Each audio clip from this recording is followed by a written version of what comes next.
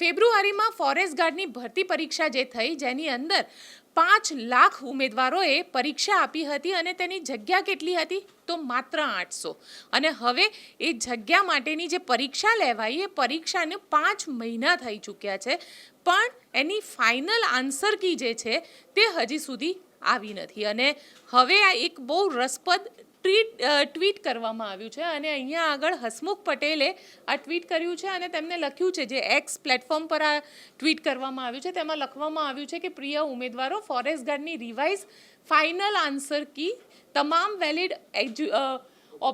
Objection review કરીને સુધારવાની બાબત ખૂબ જ ગંભીરતાપૂર્વક લેવામાં આવી છે આખરી પરિણામ 15 જુલાઈ પછી અને ગ્રાઉન્ડ ટેસ્ટ ઓક્ટોબર માસ પછી જ આવશે મોબાઈલ ફોન ઉપર વારંવાર ફોન કરીને આ અંગે રજૂઆતો ન કરવા વિનંતી સૌથી મહત્વની વસ્તુ અને અહીંયા ચર્ચા કરવા જેવો મુદ્દો જે છે એ માત્ર આ જ છે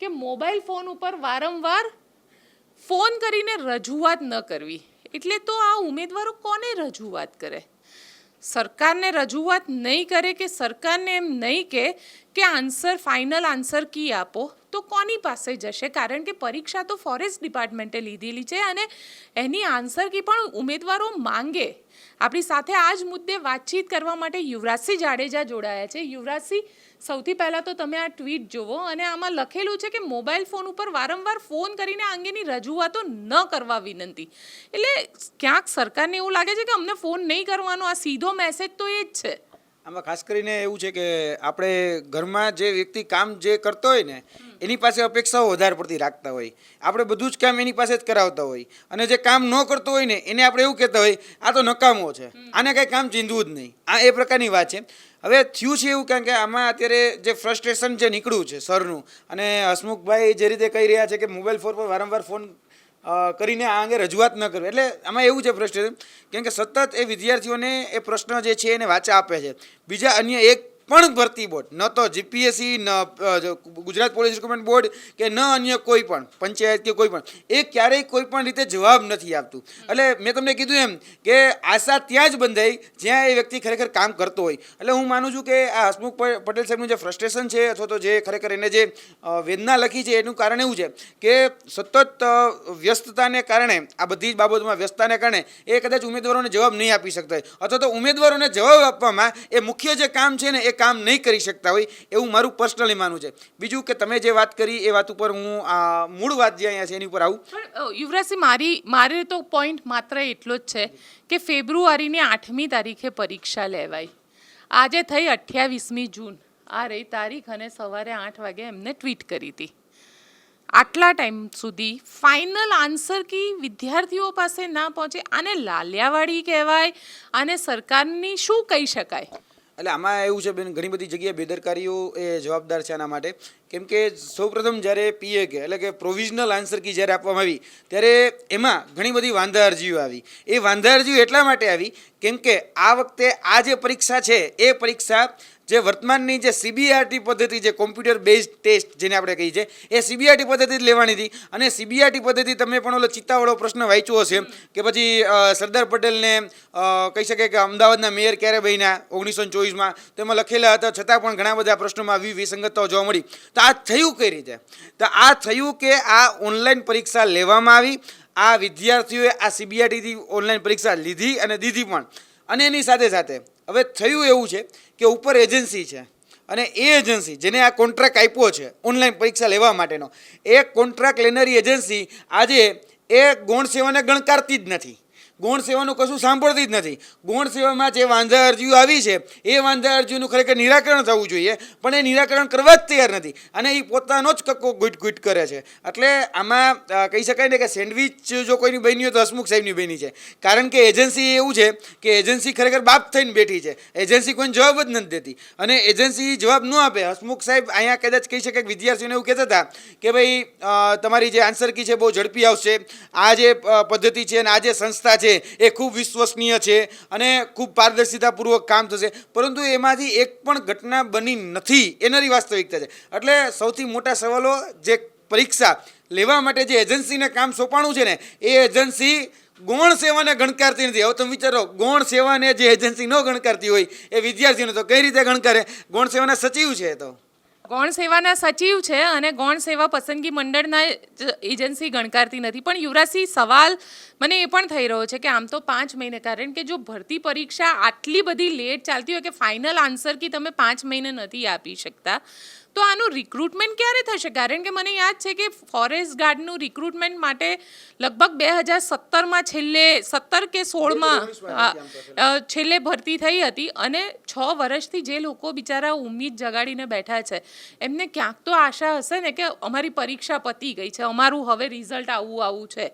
તો 5 મહિને જો આ ફાઇનલ આન્સર કી ના આવે તો રિઝલ્ટ તો ક્યારે આવશે? આ સૌથી મોટો પેચીદો પ્રશ્ન જ આ છે. કેમ કે ધૂણી ધખાવીને બધા બેઠા છે, પણ જે મૂળ જો જોવા જઈએ ને તો આ ભરતીની જે જાહેરાત છે ને એ અત્યારની નથી. આ 2 વર્ષ પહેલાં એ જાહેરાત કરવામાં આવી હતી ફોરેસ્ટ ડિપાર્ટમેન્ટ દ્વારા, અને ફોરેસ્ટ ડિપાર્ટમેન્ટે આને 2 વર્ષ પહેલાં ફોર્મ ભરેલા. હવે 2 વર્ષ પછી 1.5 વર્ષ બાદ તો આ પરીક્ષા લેવામાં આવી. આ ફેબ્રુઆરી મહિનો તમે કીધું ને, એ તો 1.5 વર્ષ, પોણા 2 વર્ષ પછી આ પરીક્ષા લેવામાં આવી છે. પરીક્ષા લીધા બાદ પણ ઘણા બધા ઓબ્જેક્શનો આવ્યા. હવે તમે વિચારો, તમારે ઓબ્જેક્શન જ સોલ્વ ન થાય તો આ કઈ રીતે હવે આગળની પ્રોસેસ કરવી? કારણ કે જ્યારે પ્રોવિઝનલ મેરિટ યાદી, જેને આપણે કહીએ મેરિટ લિસ્ટ, એ પ્રોવિઝનલ PML, તો એ પ્રોવિઝનલ મેરિટ લિસ્ટ જ બનશે નહીં, કારણ કે આપણે તો હજી પ્રશ્નનું નિરાકરણ જ નથી લાવી શક્યા. આ જે પરીક્ષા લેવામાં આવી 8 ફેબ્રુઆરીથી આ પરીક્ષા ચાલતી હતી. આમ તો કહી શકાય કે 15 કે 20 દિવસ આ પરીક્ષા ચાલી, કેમ કે આ પરીક્ષામાં નવી પદ્ધતિ એટલે સવાર બપોર સાંજે અલગ અલગ શિફ્ટમાં પરીક્ષા લેવાતી હતી. હવે મૂળ પ્રશ્ન વિદ્યાર્થીઓનો જે છે ને એ જ છે કે ભાઈ તમે હવે રિઝલ્ટ ક્યારે આપશો, તમે ફાઇનલ આન્સર કી ક્યારે આપશો? તો એના માટેની સ્પષ્ટતા આજે એમના દ્વારા થઈ છે. વિદ્યાર્થીઓ એ અસંતોષ જ છે. હજી વિદ્યાર્થીઓને એમાં સંતોષ છે જ નહીં, કારણ કે અહીંયા લખવામાં આવ્યું છે કે આખરી પરિણામ 15 જુલાઈ પછી આવશે. 15 જુલાઈ પછી એટલે કે આવનાર હજી 15 જુલાઈ છે. પેલા કમિટમેન્ટ હજી 15 દિવસની રાહ જોવાની. આપણે આમ જોવા જઈએ તો હજી 15 થી 20 દિવસની રાહ હજી જોવાની. એક વાત યાદ કરાવું, અમે અને હેમંત ખવા જ્યારે હસમુખ પટેલ સાહેબને મળવા ગયા હતા ત્યારે એને 27 તારીખ આપી હતી કે 27 તારીખ સુધીમાં અમે આ જેટલા પણ ઓબ્જેક્શન છે એ ઓબ્જેક્શનને સોલ્વ કરી લેશું. પણ આ 27 તારીખ જતી રહી છે. 27 તારીખે જે રિઝલ્ટ ખરેખર કહી શકાય કે યાદી આવવા નથી ફાઇનલ આન્સર કીની, એ યાદી જ નથી આવી. હવે ફાઇનલ આન્સર કી નથી આવતી ને બેન, ત્યાં સુધી એનો પ્રોવિઝનલ મેરિટ લિસ્ટ જ નથી બનતું, કારણ કે જે સ્ક્રુટિની કરવાની છે, જે વિદ્યાર્થીઓમાંથી ચટણી કરવાની છે, જે કેટેગરી વાઇઝ ઉમેદવારોને સેટ કરવાના છે, કારણ કે આના પછી એવું તો છે જ નહીં કે હવે સીધું નિમણૂક આપી દેવાની છે, કારણ કે એ પછી લખ્યું જ છે અહીંયા કે ગ્રાઉન્ડ ટેસ્ટ ઓક્ટોબર માસ પછી જ લેવામાં આવશે. એટલે હજી ક્યાંય ગયું?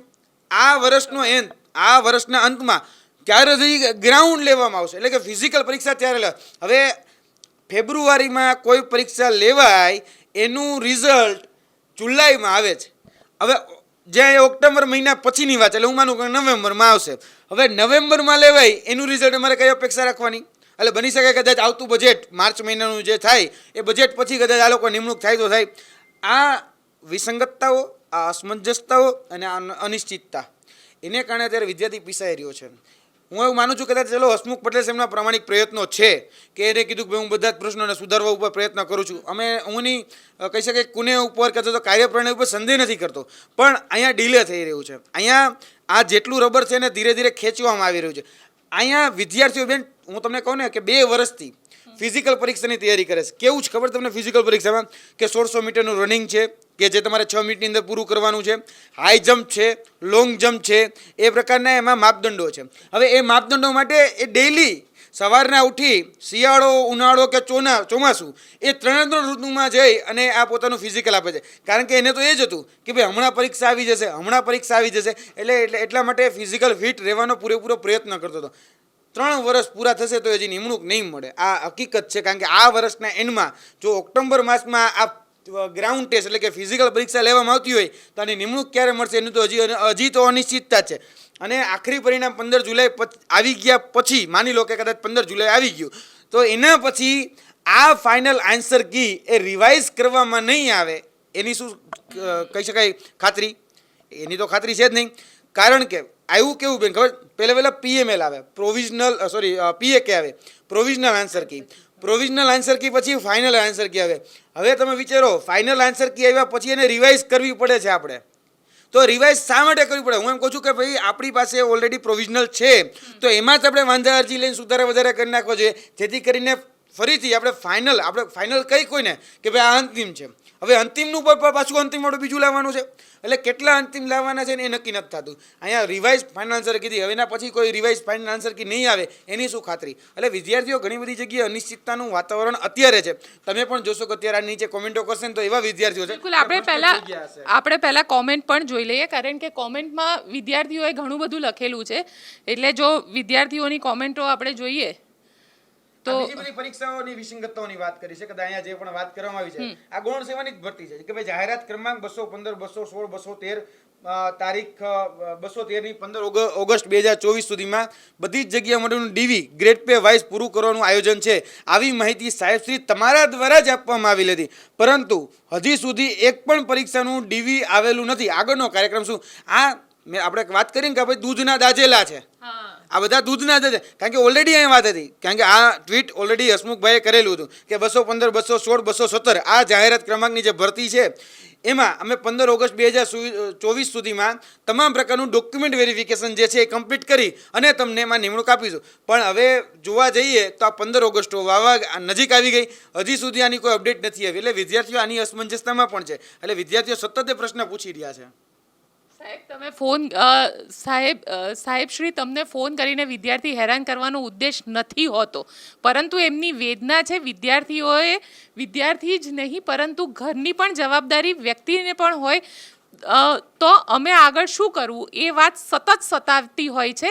તે માટે તમારી પાસેથી ફોન દ્વારા માહિતીની આશા રાખતા હોઈએ છીએ. યુવરાજસિંહ, વેદના બહુ સ્પષ્ટ અહીંયા જણાય છે, કારણ કે ક્યાંક આશા છે અને માટે જ આ છોકરાઓ ફોન પણ કરતા હોય છે. એટલે આમાં વિદ્યાર્થીઓ બેન અત્યારે જે પોતાની વાત, પોતાની વેદના, પોતાની વ્યથા એ રજૂઆત કરતા હોઈએ છીએ અને આ ટ્વિટરના માધ્યમથી, એક્સના માધ્યમથી આપણે બધા જ જોતા હોઈએ છીએ કે વિદ્યાર્થીઓ ખરેખર પ્રશ્નની રજૂઆત એ વ્યક્તિઓ પાસે કરે છે જે જવાબદાર છે. અહીંયા જે જવાબદાર અધિકારી છે, જેની પાસે આ બધી એકાઉન્ટેબિલિટી છે એની કે ભાઈ જવાબ આપવા અને વિદ્યાર્થીઓને કોઈ અસમંજસતા હોય તો અસમંજસતાઓ દૂર કરવી એમની જવાબદારી છે. તો એના ભાગરૂપે અહીંયા કરવામાં અત્યારે જે રીતે કદાચ ફ્રસ્ટ્રેશનના ભાગરૂપે જે રીતે હસમુખ સાહેબે જે લખ્યું એ કદાચ આ વિદ્યાર્થીઓને ન ગમ્યું કે મોબાઈલ ફોન પર વારંવાર ફોન કરી અને અંગે રજૂઆત ન કરવા વિનંતી. કદાચ એવું બની શકે કે વિદ્યાર્થીઓ કદાચ વધારે પડતી રજૂઆત કરતા હશે, પણ આ ભાઈએ જે વાત કરી કે સાહેબ અમારે ઘરે જવાબ દેવો પડે છે, અમે ઘરે જવાબ શું આપીએ? કારણ કે અમને પણ પ્રશ્ન પૂછે છે, અમને પણ ઘરે કહે છે કે ભાઈ તમારી નોકરી ક્યારે લાગશે,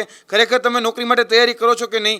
આ બધા જ પ્રશ્નો એ સામાન્ય વર્ગના વ્યક્તિને હોતા હોય છે. કારણ કે ફોરેસ્ટ બીટગાર્ડ છે, એટલે કે વન રક્ષક અને વર્ગ 3ની આ નોકરી છે, જેનો ગ્રેડ પે અત્યારે જોવા જાય તો ફક્ત 1900 જ છે. અને એ 1900 ગ્રેડ પેની નોકરી 5 વર્ષના ફિક્સેશનમાં કાઢવાની છે, અને છતાં પણ આ લોકો એમાં ફોર્મ ભરેલા છે.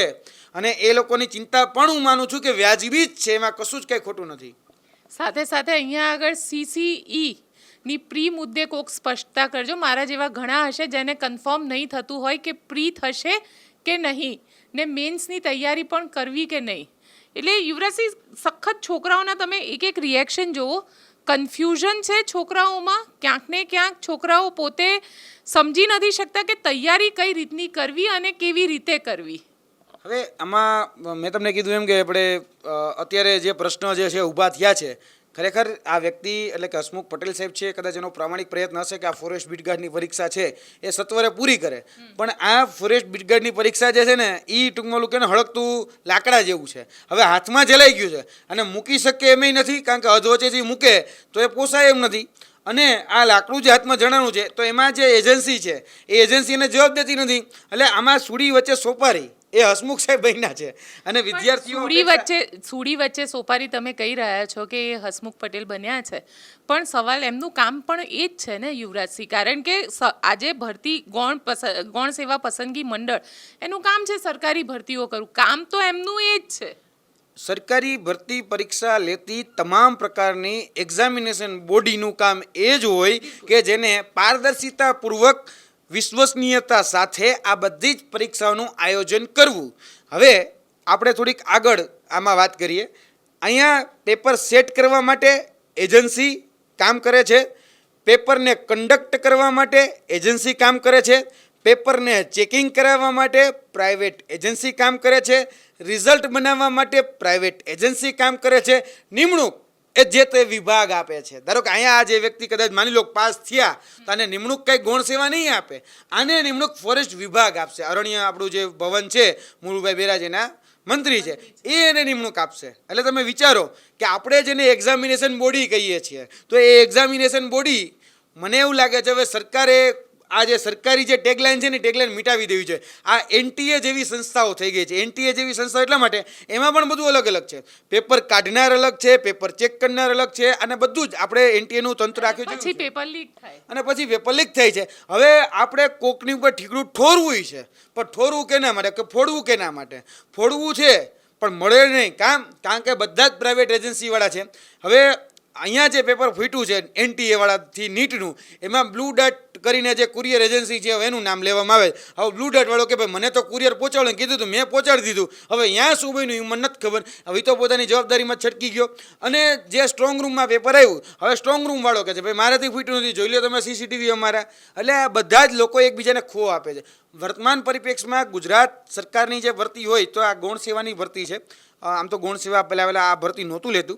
ખબર નહીં હસમુખ સાહેબને કઈ રીતે કદાચ એવું સૂઝ્યું કે હું આ ભરતી કન્ડક્ટ કરું, અને આ ફોરેસ્ટ વિભાગની ભરતી એને સામે ચાલીને લીધી કે લાવો હું આ પરીક્ષા લઉં. એનો ઉદ્દેશ્ય કદાચ સાફ હોય છે, એને લેવી કદાચ એ છે કે ભાઈ હું આને ભરતીને સારી રીતે ભરતી થાય, સારી રીતે ભરતી થાય. પણ હવે કહેવાય ને કે ભાઈ આમાં થોડુંક ક્યાંક કાચું કપાઈ ગયું ને એવું મને સ્પષ્ટપણે લાગે છે. કારણ કે જે એજન્સીને એને કામ સોંપ્યું એ એજન્સી છે TCS, પ્રાઇવેટ એજન્સી છે. હવે એ એજન્સી દિલ્હીમાં બેઠા બેઠા કે મુંબઈમાં બેઠા બેઠા ઇંગ્લિશમાં જ કન્વર્ઝેશન કરે છે, ઇંગ્લિશમાં જ વાતોચીતો કરે છે. હવે અહીંયા પ્રશ્નનું પત્રની જે લેંગ્વેજ છે ને પ્રશ્નપત્રની લેંગ્વેજ એ ગુજરાતી છે.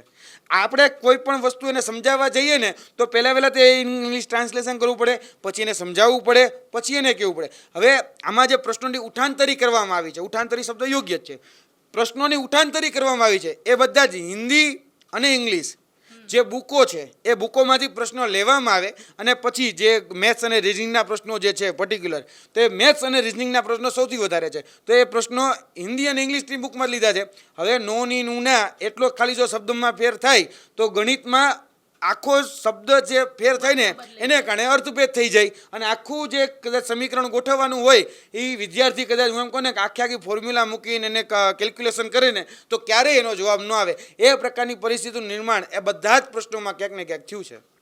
બિલકુલ. એટલે હવે કારણ કે પરિસ્થિતિ એવી છે અને વિદ્યાર્થીઓને કીધું છે કે વારંવાર ફોન કરશો નહીં, પણ 15મી જુલાઈ સુધીનો એમને સમય પણ આપ્યો છે. એટલે જોવાનું રહેશે કે આ ફાઇનલ આન્સર કી આવે છે કે નથી આવતી. અને ઓક્ટોબરમાં ફિઝિકલ ટેસ્ટની વાત કરી છે. એટલે જોઈએ હવે જે ભરતી માટે વિદ્યાર્થીઓ જે યુવાનો રાહ જોઈ રહ્યા હતા છેલ્લા લગભગ 3-4 વર્ષથી, અને હવે એ ભરતી થાય છે કે નહીં એ પણ અહીંયા આગળ એક મોટો સવાલ છે. કારણ કે જે રીતે ટેટ ટાટમાં કાયમી શિક્ષકોની ભરતીની વાત કરવામાં આવી પણ હજી સુધી 7,500ની નામ લીધું હતું, એ ઘોષણા હજી સુધી GR આવ્યો નથી. એટલે એમાં પણ ક્યાંક ગાજર લટકાવેલું રાખેલું છે, અને આની અંદર પણ હવે ખરેખર થશે કે નહીં એ સૌથી મોટો સવાલ છે. આપ શું વિચારો છો કોમેન્ટ બોક્સમાં ચોક્કસથી લખીને જણાવજો. અમારી ચેનલ નિર્ભય ન્યૂઝને લાઇક, શેર અને સબસ્ક્રાઇબ કરવાનું ભૂલશો નહીં.